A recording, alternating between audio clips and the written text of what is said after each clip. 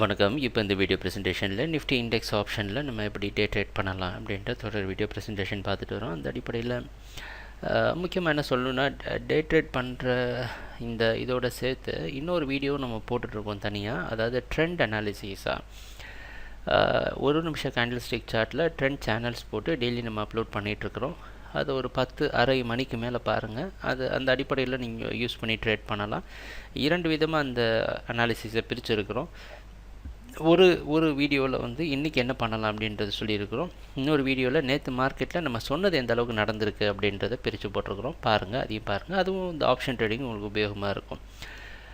Price open market நேற்று market down ட்ரெண்டுக்கு சாதகமாக இருக்கும்னு நினச்சா 10,850 ரெசிஸ்டன்ஸ் இருக்கும்னு குறிப்பிட்டு சொல்லியிருந்தோம். அந்த அடிப்படையில் ப்ரைஸ் ஓப்பன் ஆனது 10,850 வரைக்கும் போய் அதில் ரெசிஸ்டன்ஸ் எடுத்து 10,780 வரைக்கும் கீழே வந்து 10,820 திருப்பியும் ரெசிஸ்டன்ஸ் எடுத்து 10,870.8 க்ளோஸ் ஆகிருக்கு.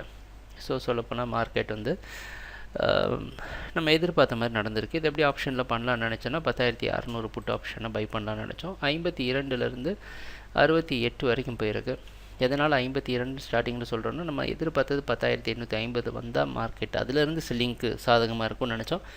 என்னடா பெரிய லெவலில் இதில் ப்ராஃபிட் இல்லையே. நீங்கள் பார்த்தீங்கன்னா நம்ம சேஃபாக இருக்கிறதுக்காக அவுட் ஆஃப் மணி ஆப்ஷன் எடுத்திருந்தோம். எதனால் இந்த அவுட் ஆஃப் மணி சேஃபாக இருக்கும்னு நினச்சி எடுத்தோம்.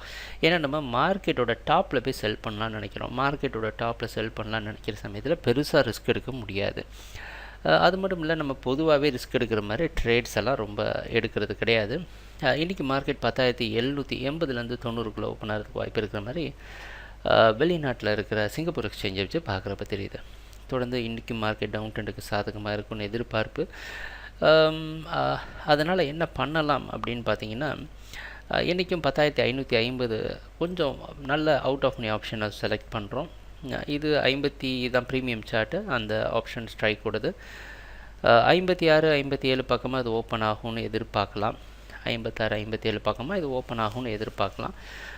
ஓப்பன் ஆகிடுச்சு அப்படின்னா நீங்கள் பை பண்ணலாம்.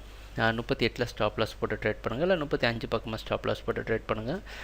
60க்கு மேலே போய் பை பண்ணால் இன்னும் கொஞ்சம் நல்லாயிருக்கும். மார்க்கெட் கொஞ்சம் ஸ்ட்ரென்த் இருக்கிற மாதிரி 60க்கு மேலே ஸ்ட்ராங்காக இருந்ததுன்னா மார்க்கெட் பையிங்க்கு சாதகமாக இருக்கும்னு எதிர்பார்க்கலாம். ஏன்னா பல தடவை 60ல் இந்த கான்ட்ராக்டில் 60ல் பல தடவை சப்போர்ட் எடுத்து மேலே போயிருக்கு.